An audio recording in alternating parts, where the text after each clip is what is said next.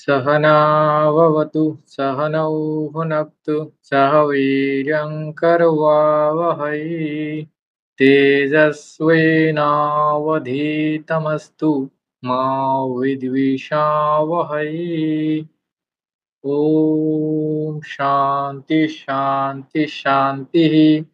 हरिः ॐ तत्सत्। নমস্কার সকলকে, শুভ সন্ধ্যা। আজকে আমাদের আলোচ্য বিষয় বিধিলিঙ্গ। আপনাদের 5টি লকারের মধ্যে 4টি লকার পড়ানো হয়েছিল, বিধিলিঙ্গ লকারটি বাকি ছিল। তো আজকে বিধিলিঙ্গ লকারটি আলোচনা করব। আপনারা সবাই আমার স্ক্রিন দেখতে পাচ্ছেন তো? কথা শুনতে পাচ্ছেন?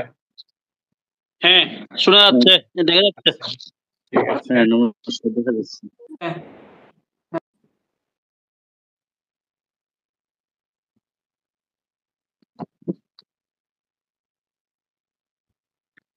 তো বিধিলিঙ্গের ব্যবহার বিধি, নিষেধ, উচিত, প্রার্থনা, সম্ভাবনা বোঝাতে ব্যবহৃত হয় আর কি বিধিলিঙ্গ লকারটি। বিধিলিঙ্গ লকার কি হিসেবে ব্যবহৃত হয়?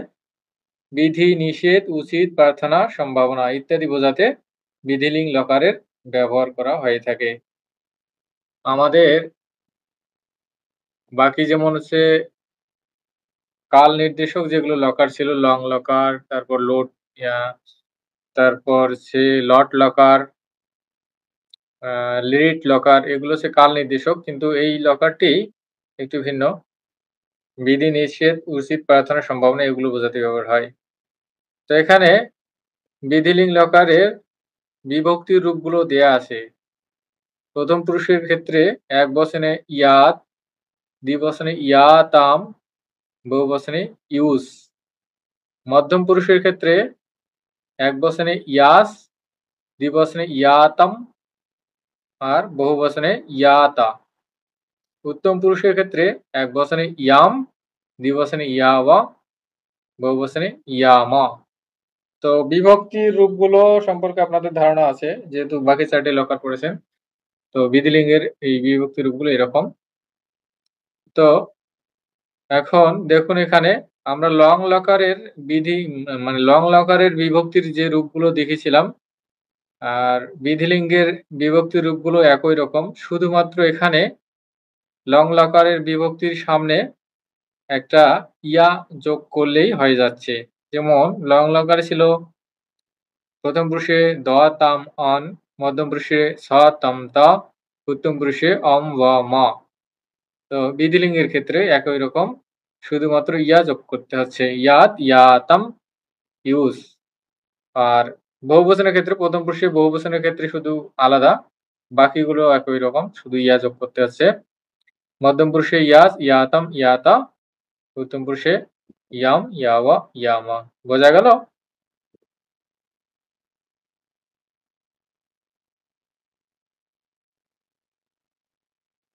আচ্ছা, এখন দেখুন এখানে কিছু নিয়ম আছে, বিধিলিঙ্গ লকারের কিছু নিয়ম আছে, ব্যবহারের ক্ষেত্রে, ক্রিয়া গঠনের ক্ষেত্রে নিয়ম আছে। দেয়া আছে অকারের পরস্থিত বিধিলিঙ্গের ইউস স্থানে ইউস ও ইয়াম স্থানে ইয়াম হয়, এতদ্ভিন্ন অন্য ইয়া ভাগ স্থানে ই হয়। এটা পরে আমরা পরের স্লাইডে দেখে বুঝতে পারবো এই নিয়মটা। এরপর আরেকটা আছে, বিধিলিঙ্গের ক্ষেত্রে বাক্যে যদি কর্তা উল্লেখ না থাকে তবে ক্রিয়ার রূপ প্রথম পুরুষ এক বচন অনুসারে হয়। অনেক সময় দেখা যায় যে কর্তার উল্লেখ থাকে না, যেমন হচ্ছে লট লকারে যদি বলি মন্দিরম গচ্ছামি, এখানে কর্তার উল্লেখ নেই, মন্দিরম গচ্ছামি, এটা দেখে আমরা বলতে পারি যে এখানে কর্তা হচ্ছে অহম, কারণ হচ্ছে গচ্ছামিটা উত্তম পুরুষের এক বচনের ক্রিয়া। হ্যাঁ, এইরকম ভাবে বিধিলিঙ্গে অনেক সময় যদি কর্তা উজ্জ থাকে কিন্তু ক্রিয়াটি বিধিলিঙ্গ লকারের, তখন আমরা সেটাকে প্রথম পুরুষ এক বচন ধরে নিব সব সময়। তো এখানে প্রথম নিয়মটা একটু দেখুন ভালো করে। অকারের পরিস্থিত ইউস স্থানে ইউস ও ইয়াম স্থানে ইয়াম হয়। এটার জন্য অন্য যা ভাগস্থানে ই হয়।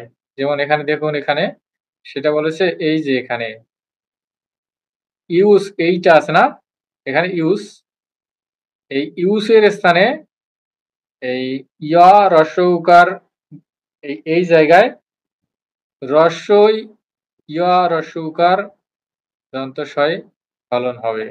হ্যাঁ, আর একটা আছে ইয়াম, এই ইয়াম, এই ইয়া যে আছে এইখানে ই আর ইয়া হবে, অর্থাৎ ই অন্তস্থ আ, ইয়া আর বাকি সবখানে এই যেগুলো ইয়া আছে এখানে এখানে এখানে এখানে এখানে এখানে এখানে এই সবগুলোর ক্ষেত্রে ইয়ার পরিবর্তে ই হবে।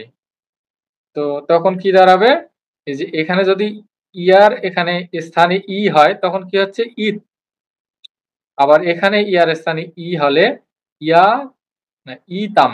হ্যাঁ, আর এইখানে হবে তখন ইউস, একটা রস্বই, তারপর অন্তঃস্থ হ্রস্ব উকার বাংলায় বলছি, তারপর দন্ত স, তখন এখানে হবে ইস, আর এখানে হবে ইতম, এখানে ইতা, এখানে ইয়াম, ইয়াম, ইয়াম, ইবা, ইমা, এগুলো এরকম হবে। তো ব্যবহারের ক্ষেত্রে আমরা দেখছি বিষয়টা কিরকম হচ্ছে। বুঝতে পারলেন সকলে? আচ্ছা, এখন এখানে দেখুন, এই জিনিসটা দেখুন সেই ব্যবহারটা কিভাবে হচ্ছে। আর একটা কথা বলা আছে সেটা হচ্ছে অ আকারে পরিস্থিত। হ্যাঁ, আচ্ছা, এই নিয়মটা আপনারা একটু মানে দেখুন, মানে মনে রাখার চেষ্টা করুন, এটা আমরা দেখছি পরে বিষয়টা। আর বলা হয়েছে যে অকারের পরিস্থিতি, যেমন হচ্ছে বদ, খাত, এগুলোর ক্ষেত্রে দেখা যায় বদ, বদাতি, আসছে, বদের পর আসতেছে, ঠিক আছে? এই সকল ধাতুর ক্ষেত্রে কিন্তু এই নিয়মটা প্রযোজ্য হবে। তো এখন দেখুন এখানে এই ভূ ধাতুর বিধিলিঙ্গের রূপটা কিরকম হয়েছে। এর পরের স্লাইডে এটা ভেঙে দেয়া আছে, এটা আগে দেখুন। প্রথম পুরুষের ক্ষেত্রে আছে ভবেত, ভবা, ভূ ধাতুটা ব্যবহারের সময় কিন্তু ভবা হয়ে যায়, ভূ থেকে ভবা হয়, অর্থাৎ ব্যবহারের সময় ভূ না লিখে ভব, সবগুলো ক্ষেত্রে ভবা, যেমন হচ্ছে লট লগার ক্ষেত্রে ভবাতি, হ্যাঁ, ভবতঃ, ভবান্তি, আবার লোট লকার ক্ষেত্রে ভবতু, হ্যাঁ, তারপর সে ভবামি, এরকম হয়। তো ওই ভূ ধাতুটা ভবা হয়, ভবার সাথে যেটা আমরা ইয়াদ দেখলাম, ইয়াদটা ঈদ হয়, হ্যাঁ, ভব যোগ ঈদ, আর অকার আর ইকার, অকার আর রস্বই দুটা মিলে একার হয়ে যায়, তখন হয়ে যায় ভবেত। হ্যাঁ, একই রকম ভাবে বাকিগুলো এরকম হয়েছে, পরের স্লাইডে আমরা দেখব। প্রথম পুরুষ হচ্ছে ভবেত ভূ ধাতুর ক্ষেত্রে, দ্বিবচনে ভবেতাম, বহুবচনে ভবেয়ুঃ, মধ্যম পুরুষে ভবেহে, ভবেতাম, ভবেতা, উত্তম পুরুষে ভবেয়ম, ভবেবা, ভবেমা, এটা এরকম ভাবে হলো। এখন দেখুন এটা কিভাবে হলো। ভূ ধাতুর ক্ষেত্রে ভূটা সবসময় ভব হয়ে যায়, সেটাই গেল। তো প্রথম পুরুষের এক বচনের ক্ষেত্রে ভব যোগ ইয়াত, যেটা আমরা বিধিলিঙ্গের বিভক্তি রূপের ক্ষেত্রে দেখেছিলাম, ইয়াত ছিল। তো ইয়াতটা কি হয়ে যায়, বলা হয়েছে যে অকারে পরিস্থিত বিধিলিঙ্গের ক্ষেত্রে কি হয়, ইউজ স্থানে ইউজ, আর ইয়াম, ইয়াম স্থানে ইয়াম, ইয়াম, আর বাকি ইয়া স্থানে ই হয়। তো দেখুন এখানে এই ভব যোগ ইয়ার স্থানে ই হয়েছে, আর খণ্ডটা থেকে গেছে, ঈদ হয়েছে, ভব যোগ ঈদ। হ্যাঁ, আর এই যে ভব আছে, ভবার পরে আছে, আর ঈদের সামনে ই আছে, এই দুইটা মিলে একার হয়, সন্ধির নিয়মে এরকম একার হয়ে যায়। তো তখন হয়ে যাচ্ছে ভবেত, ভবা যোগ ঈদ সমান ভবেত। একই রকম ক্ষেত্রে এইটা যদি বোঝা যায় তাহলে বাকিগুলো বোঝা যাবে। তারপরেরটি দেখুন, প্রথম পুরুষের দ্বিবচনের ক্ষেত্রে দ্বিবচনের ক্ষেত্রে ছিল আমাদের বিভক্তি রূপটি ছিল ইয়াতাম। ইয়াতাম। ভাবা যোগ ইয়াতাম সমান হচ্ছে ভাবা, এই ইয়াটার ক্ষেত্রে ই হয়ে যায়, ইয়া স্থানে ই হয়, ভাবা যোগ ইতাম সমান একই রকম ভাবে উপরেরটার মতো করে অকার আর ই দুটা মিলে একার হয়ে যায়। ভবা, ভবাটা ভবে হয়ে যায় আর তামটা থেকে যায়, ভয়ে তাম। বোঝা যাচ্ছে? না বুঝলে বলবেন। এরপরে হ্যাঁ বলুন।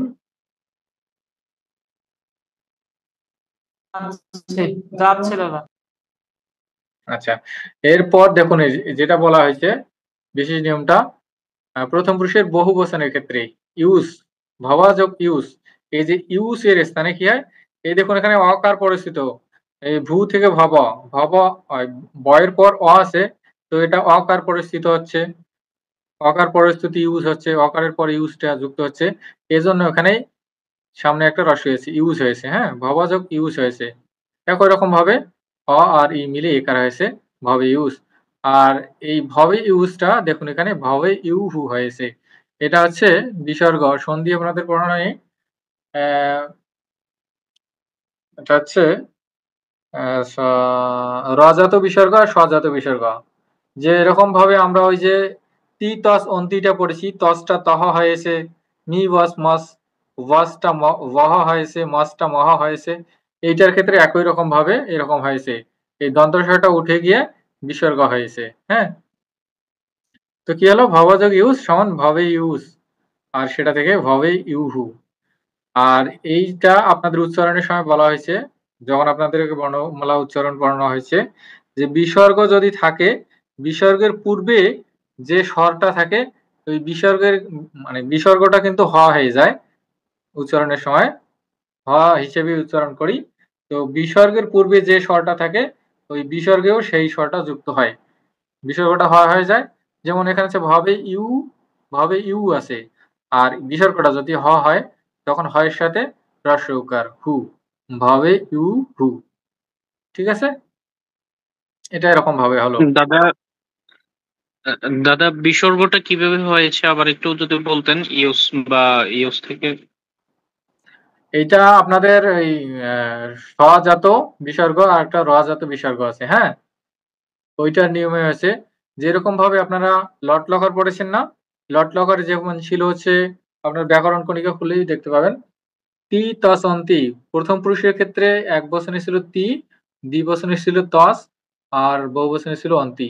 তো সেটা আমরা ব্যবহারের সময় কি করেছি, তি তাহা অন্তি হয়েছে, যেমন হচ্ছে বদ ধাতুর ক্ষেত্রে বদতি বদতস না লিখে বদতহ লিখেছি, হ্যাঁ। আবার উত্তম পুরুষের ক্ষেত্রে কি ছিল, অম বা ম, হ্যাঁ।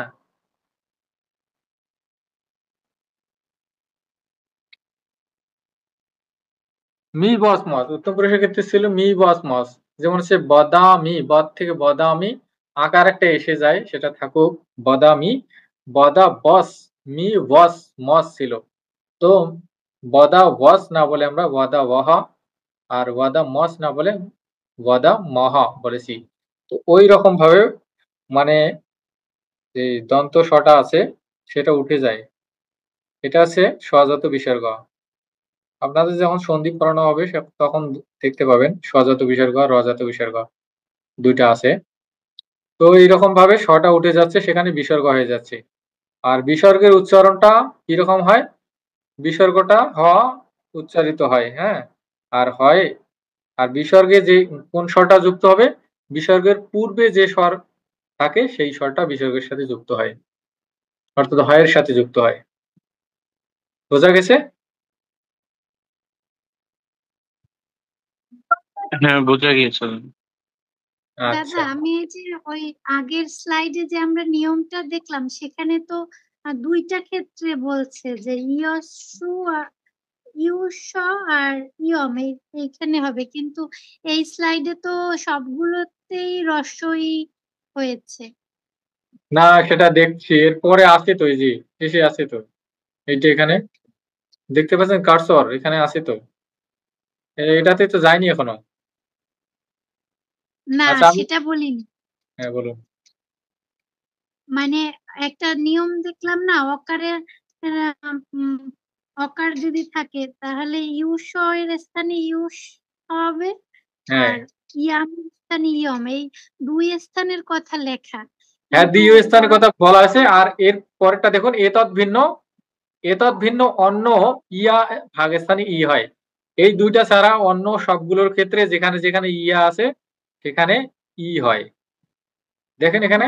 ঠিক আছে, আমি নিচের লাইনটা খেয়াল করতে পারিনি, এজন্য বুঝতে হ্যাঁ, পারিনি, এখন মানে বুঝতে এই পেরেছি। দুইটার ক্ষেত্রে এইরকম হবে, আর বাকি সবগুলো ক্ষেত্রে যেখানে ইয়া আছে সেইখানে ই হয়। হ্যাঁ, এটা সেজন্য হচ্ছে এগুলো। হ্যাঁ, তাহলে এরপর কি আছে, আমরা প্রথম পুরুষটা দেখলাম। এরপর মধ্যম পুরুষের ক্ষেত্রে দেখুন এখানে, মধ্যম পুরুষ ছিল ভব যোগ ইয়াস। ইয়াসটা ওই যে ইস হয়। হ্যাঁ, ভব যোগ ইস। একই রকম ভাবে অকার আর ই মিলি একার হয় ভবে, আর দন্তস্বটা বিসর্গ হয়ে যায় ভবে। ভবে বিসর্গ, বিসর্গের সাথে যে স্বর যুক্ত হবে সেটা হচ্ছে একার। কারণ হচ্ছে ভবে, এখানে বিসর্গের পূর্বে এ আছে, এজন্য হচ্ছে ভবে হে। ঠিক আছে, বাকিগুলোও একই রকম ভাবে দেখুন। ভাবা যাক, দ্বিবচনে ভাবা যাক ইয়াতম সমান হচ্ছে ভাবা যাক ইতম সমান ভাবেতম। এরপর হচ্ছে ভাবা যাক ইয়াতা সমান হচ্ছে ভাবা যাক ইতা সমান ভাবেতা। আর এইটা বলছিল ইয়াম স্থানে ইয়াম, ইয়াম, ইয়াম স্থানে ইয়াম হবে। হচ্ছে ভাবা যাক ইয়াম সমান ভাবা ইয়াম। তো একই রকম ভাবে ওই যে অকার আর ই মিলে একার হয়ে যাচ্ছে ভাবে ইয়াম। হ্যাঁ, এরপর মধ্যম পুরুষের দ্বিবচনে ভাবাযোগ ইয়াবা সমান ভাব ইবা সমান ভাবে ইবা। আর বহুবচনে ভাবাযোগ ইয়ামা সমান ভাব ইমা সমান হচ্ছে ভাবে মা। বোঝা গেল এতটুকু? এই জায়গাতে কারো না বোঝার আছে? মানে ভূ ধাতুটা কিভাবে হচ্ছে, গঠন হচ্ছে, বিধিলিঙ্গের রূপটা সকলে বুঝতে পেরেছেন?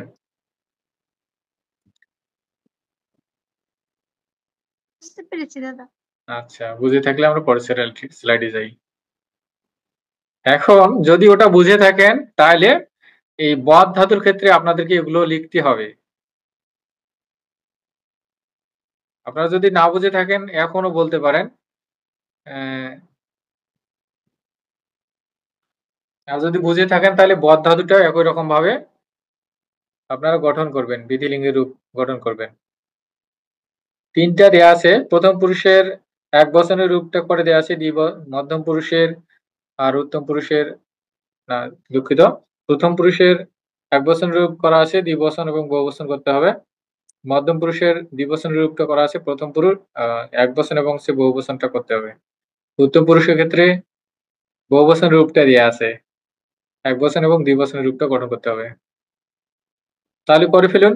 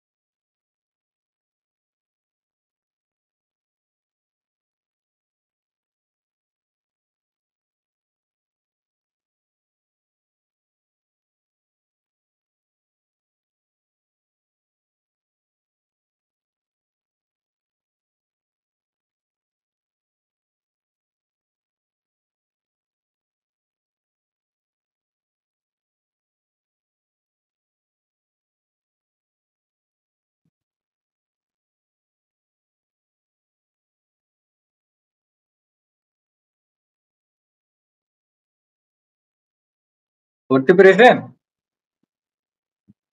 করেছি ব্যাপার। আচ্ছা, বলুন দেখি কি হবে? প্রথম পুরুষটা বলুন। বদের, বদেতাম, বদেয়ুহু। হ্যাঁ, এরপর মধ্যম পুরুষ। বদেহে, বদেতাম, বদেত। আচ্ছা, প্রথম বদেত, পুরুষ। সরি বদেত। না, বদেত হবে। হ্যাঁ, হ্যাঁ, বদিত। বদেয়ম, বদেব, বদেম। হ্যাঁ, ধন্যবাদ। ভালো হয়েছে। সঠিক হয়েছে। বাকি সবার একই রকম হয়েছে? না হলে মিলিয়ে নিব। হয়েছে। ওটাই হবে। হ্যাঁ। বদেত, হুম। বদেতম, ববে- ববে- বদেয়ুহু, ববেয়ু, বদেহে, ববেয়ু, বদেতম, শোনা যাচ্ছে না। বদেত। ববে, ববে, ববেহ, ববেতম, ববেত, ববেয়ম, ববেব, ববেম। হ্যাঁ, হ্যাঁ, এটাই হবে। তাহলে এখন গম ধাতু, দা ধাতু এই দুটার বিধিলিঙ্গের রূপটা লিখুন।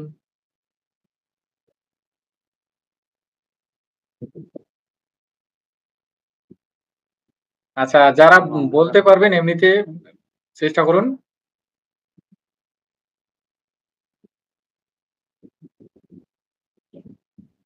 গমটা গচ্ছ হয়ে যায় আর দাটা ইয়াচ্ছা হয়ে যায়। হ্যাঁ, গম ধাতু ব্যবহারের সময় গচ্ছ, দা ধাতু ব্যবহারের সময় ইয়াচ্ছা।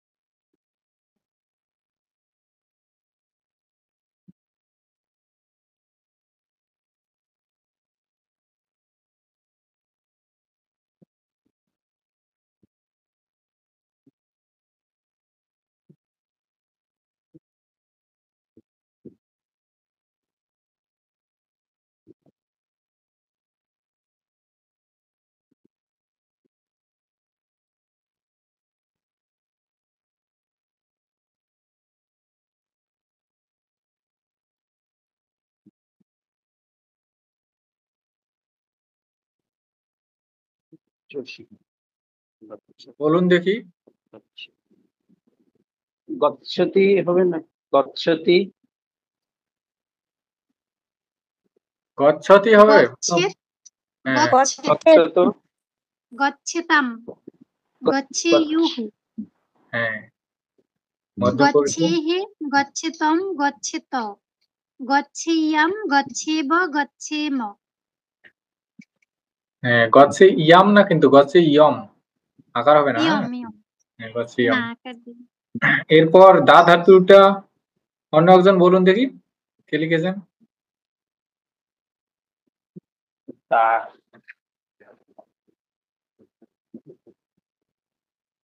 অন্য কেউ লিখতে পারেননি? ইয়চ্ছেদ ইয়চ্ছেতাম ইয়চ্ছেয়ুঃ ইয়চ্ছেহ ইয়চ্ছেতম ইয়চ্ছেত ইয়চ্ছেঅম ইয়চ্ছেব ইয়চ্ছেম। হ্যাঁ, ঠিক আছে, হয়েছে, কিন্তু উচ্চারণটা আপনার ঠিক হচ্ছে না। যেমন হচ্ছে মধ্যম পুরুষের এক বচনে বলছিলেন ইয়াচ্ছা হ, ইয়াচ্ছা হ নয়, ইয়াচ্ছে হে, হে ইয়াচ্ছে হে।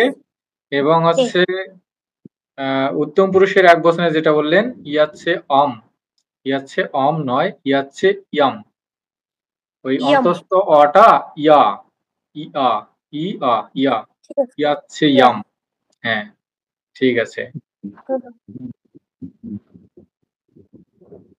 বাকি সবার এরকম দাদা হয়েছে একটু তো? মানে আমার একটু এখানে কনফিউশন ছিল যে অন্তস্থ অ আর আহ, মানে যে নিচে যদি মানে বিন্দু থাকে আর না থাকে ইয়, দুইটার উচ্চারণ কি একই না? এখানে দুইটার উচ্চারণই একই, কারণ হচ্ছে ওই সংস্কৃতে অন্তস্থ ইয়া নেই।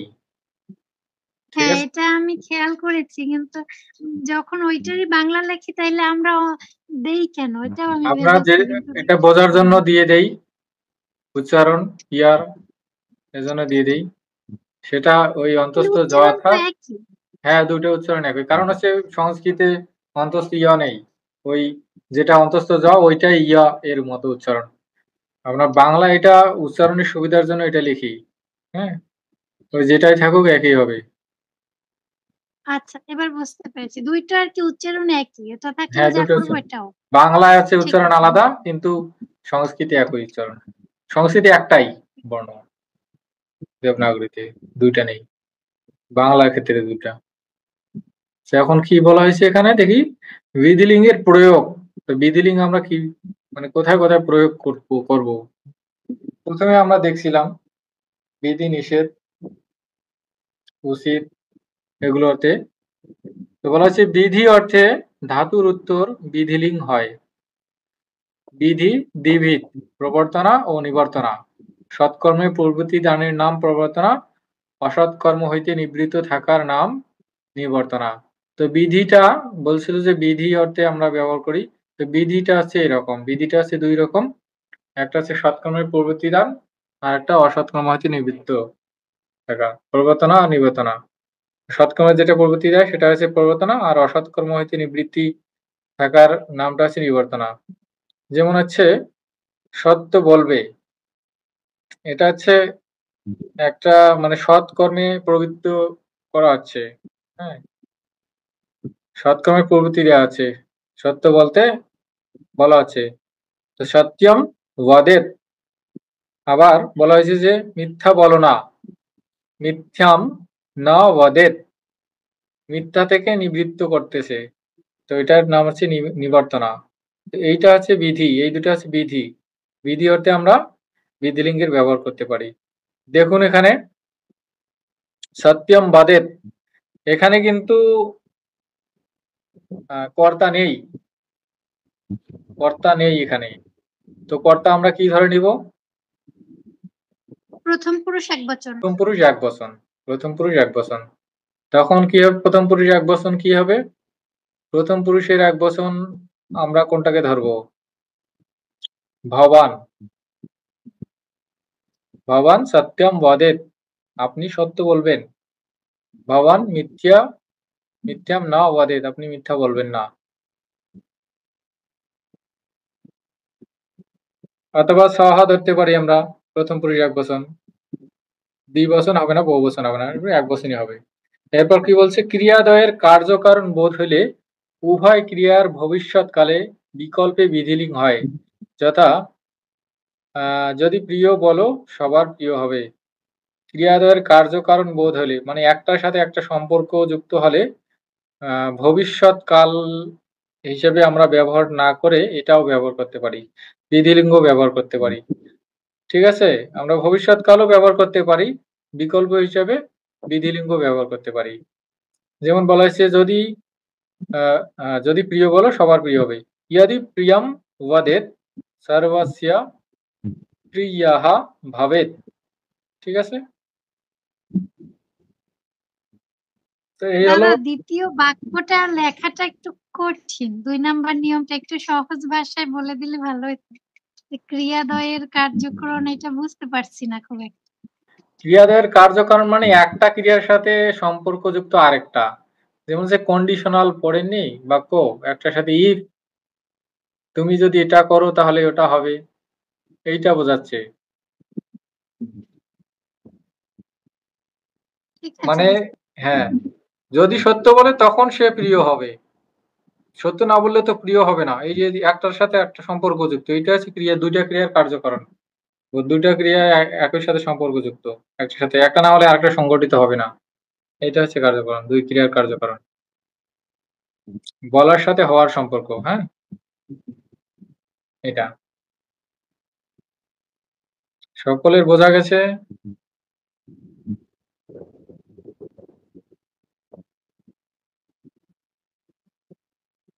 আচ্ছা, তাহলে এখন আমরা পরের স্লাইডে কি বলছি। আবার এই প্রয়োগের ক্ষেত্রে আরো কিছু ক্ষেত্র আছে যেগুলোতে আমরা বিধিলিং প্রয়োগ করতে পারি। যেমন সামর্থ্য বোঝাতে বিধিলিং হয়, যথা আপনি লিখতে পারেন, আপনি লিখেন, ভবান লিখেন। আমরা কিন্তু আদেশ অনুরোধ মানে হিসেবে লোড লগার হিসেবে আমরা ব্যবহার করেছিলাম যে আপনি লিখুন, ভবান লিখতু। হ্যাঁ, কিন্তু ওটা আদেশ দেওয়া হয়েছে, কিন্তু এখানে সামর্থ্য বোঝাচ্ছে যে আপনি লিখতে পারবেন। হ্যাঁ, আপনার সে সামর্থ্য আছে। তো বলা হয়েছে কি, আপনি লিখেন, আপনি লিখতে পারেন, ভবান লিখেত, ইউ ক্যান রাইট। আপনি পড়েন, ভবান পঠেত। আবার ইচ্ছার্থ ধাতুর যোগেও বিধিলিং হয়, যথা আমি চাই সে আসুক, अहम इच्छामि सः आगच्छेत्।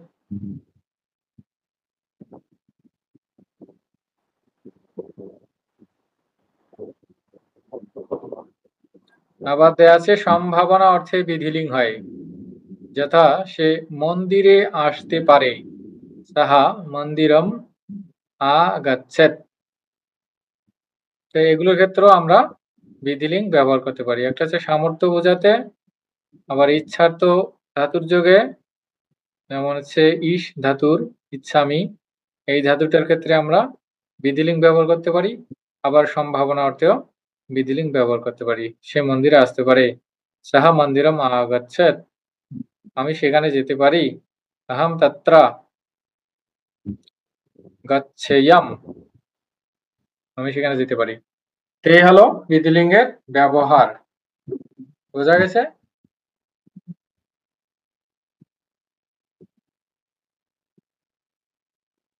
এখন আমরা এখানে কিছু বাক্য চর্চা করব। যেমন 1 নম্বর দেওয়া আছে, আমাদের সত্য বলা উচিত।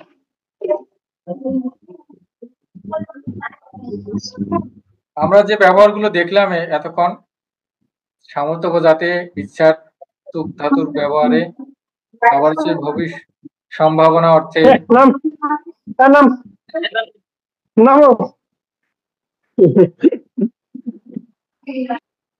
তো সেগুলো এখানে দেয়া আছে কিছু বাক্য, তো এগুলো আমরা এখন চর্চা করব। আপনারা এগুলো একটু লিখুন বা বলুন। আমাদের সত্য বলা উচিত, শীঘ্রই সে মন্দিরে আসতে পারে, ছাত্রদের নিয়মিত অধ্যয়ন করা উচিত, আমাদের পরিমিত খাওয়া উচিত, শ্রী রামকৃষ্ণকে ধ্যান করবে, ঈশ্বরের নাম জপ করা উচিত, দিনে দয়া করবে, দিনে দয়া করা উচিত। এইটা আপনারা একটু লেখার চেষ্টা করুন।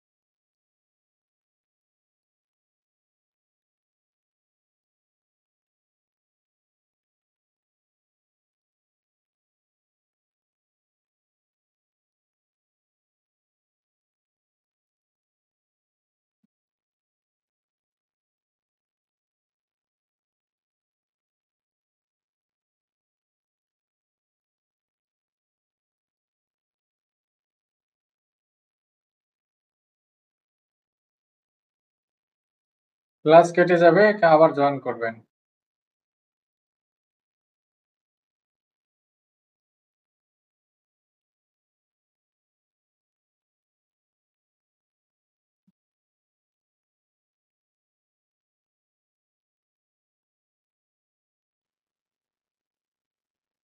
লিখতে পেরেছেন? সম্পূর্ণ পারিনি, কিছু কিছু আচ্ছা বলুন পেরেছি। দেখি, কোনটা কোনটা লিখতে পেরেছেন বলুন। প্রথমটা লিখেছি, আমাদের সত্য বলা উচিত, বয়াং সত্যাং বদেম। হ্যাঁ, তারপর শীঘ্রই, এই শব্দটা পারিনি। এটা শীঘ্রই এটা কি এটা হবে? শীঘ্রম হবে, শীঘ্রম, শীঘ্রম, শীঘ্র না শীঘ্রম? শীঘ্রম। হ্যাঁ, এটা হচ্ছে অব্যয়, শীঘ্রম।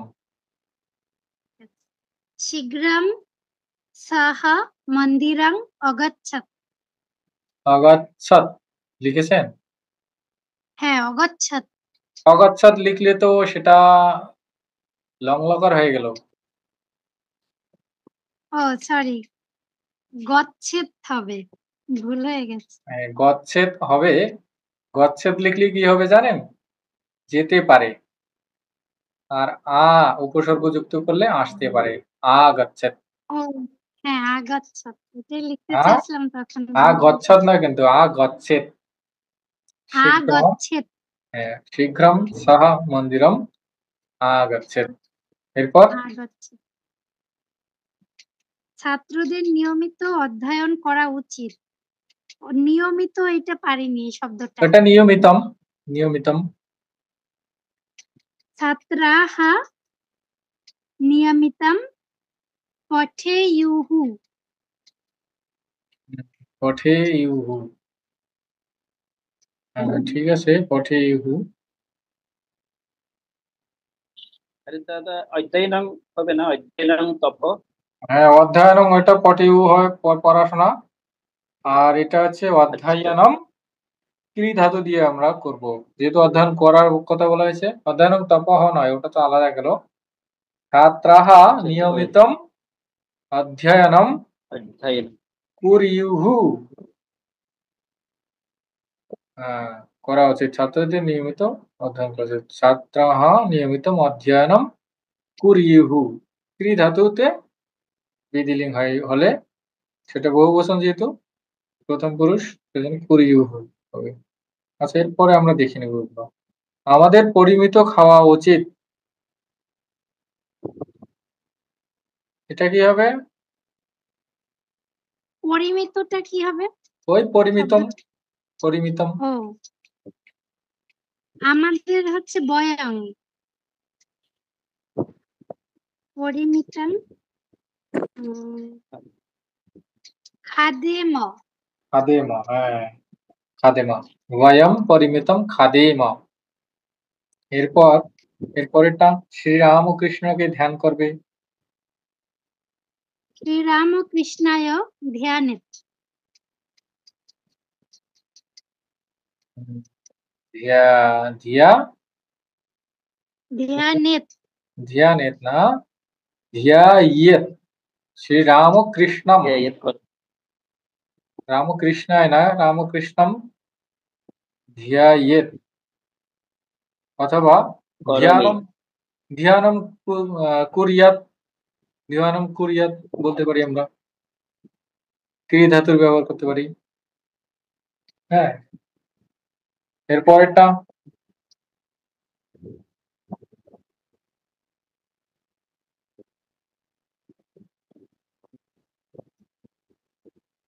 এরপরেরটা কি আছে? ঈশ্বরের নাম। আমরা যখন ওই যে একটা করি না শিবকে নমস্কার, ওই ওই ওই সময় তো আমরা শিবায়ও দিয়েছিলাম, ওইটা বুঝে রামকৃষ্ণায়ও দিয়েছি। না সেটা তো ওটা আলাদা লং লট লকারের ক্ষেত্রে, এখানে তো না এখানে রামকৃষ্ণায়ও ওইটা যে চতুর্থী হবে নাকি দ্বিতীয়া, কৃষ্ণায়ও হবে না কৃষ্ণাম। রামকৃষ্ণম হবে এখানে। হ্যাঁ, এখানে আমরা বিধিলিঙ্গ করতেছি তো।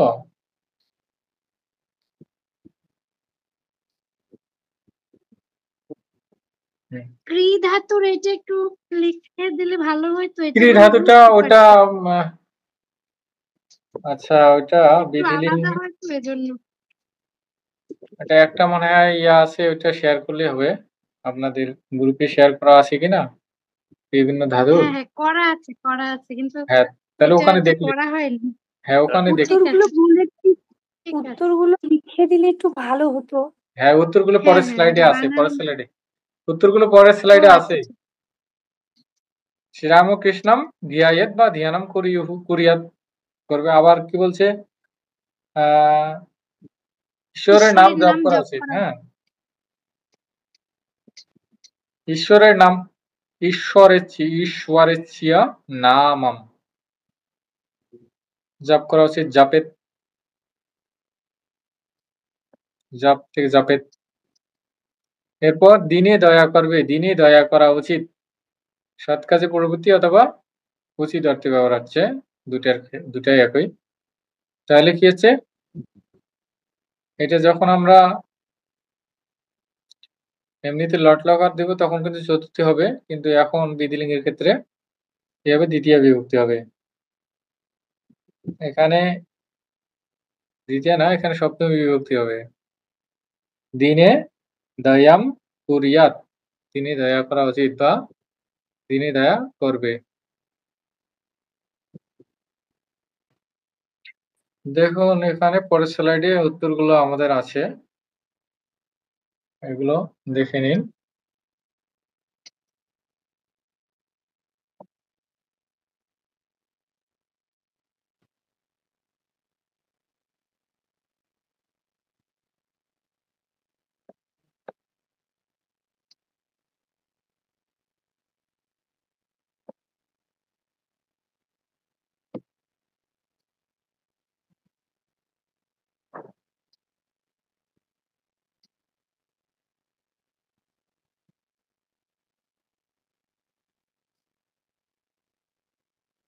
এগুলো আমাদের উত্তর। এরপর হচ্ছে বাড়ির কাজ হিসেবে কিছু বাক্য দেয়া আছে, এগুলো আপনারা করবেন। যেমন সে গুরুকে নিন্দা করো না, তুমি কখনো গুরুকে নিন্দা করো না, কখনো মিথ্যা বলো না, ক্ষুধার্তকে অন্ন দাও দেবে, আলস্য পরিত্যাগ করা উচিত, তোমরা আলস্য পরিত্যাগ করবে, পরের ধন অপহরণ করো না।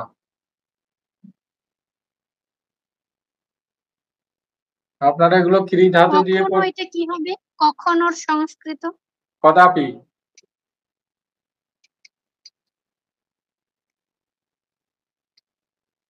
আপনাদের তো অভ্যাস আচ্ছা করানো আমরা হয়নি এখনো।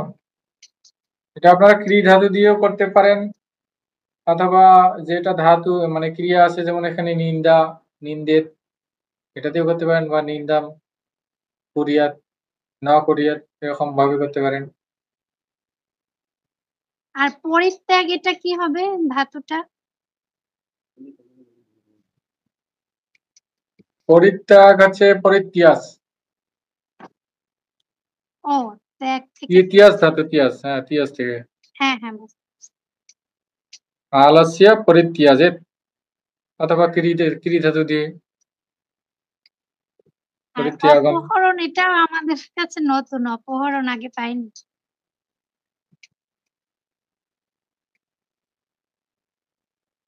অপহরণটা কি হবে? এটা আছে হেরি ধাতু, এটা অপহরণম দিয়া ক্রি ধাতু দিবেন, তাহলে হয়ে গেল, সহজ উপায়।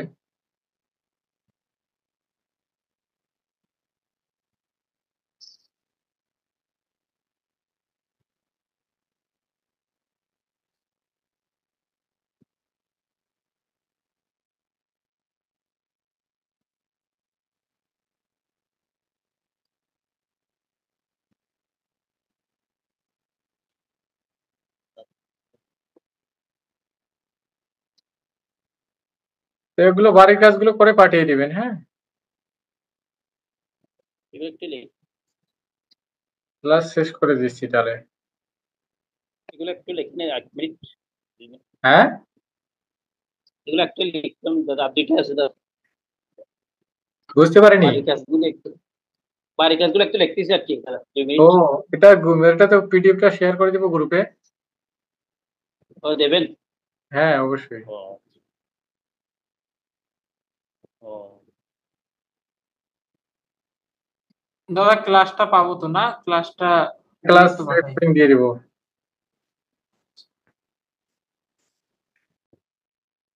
হিরি ধাতুটা হরে, অপহরে, অপহরণম। ঠিক আছে, ক্লাস শেষ করে দিচ্ছি। পিডিএফটা আমি শেয়ার করে দিব, ক্লাস রেকর্ডিংটাও দিয়ে দিব। এখানে দেখুন একটা স্বামী বিবেকানন্দের বাণী দেয়া আছে, একটি লক্ষ্য গ্রহণ করো এবং সেই লক্ষ্যের উপর নিজের ধ্যান, জ্ঞান, চিন্তা ধারাকে উৎসর্গ করো। ক্লাস শেষ করে দিচ্ছি। ওম সর্বে ভবন্তু সুখিনঃ, সর্বে সন্তু নিরাময়াঃ, সর্বে ভদ্রাণি পশ্যন্তু, মা কশ্চিৎ দুঃখভাগ্ ভবেৎ। ওম শান্তি শান্তি শান্তিঃ। হরিঃ ওম তৎসৎ। শ্রীরামকৃষ্ণার্পণমস্তু। নমস্কার সকলকে, শুভরাত্রি। নমস্কার দাদা।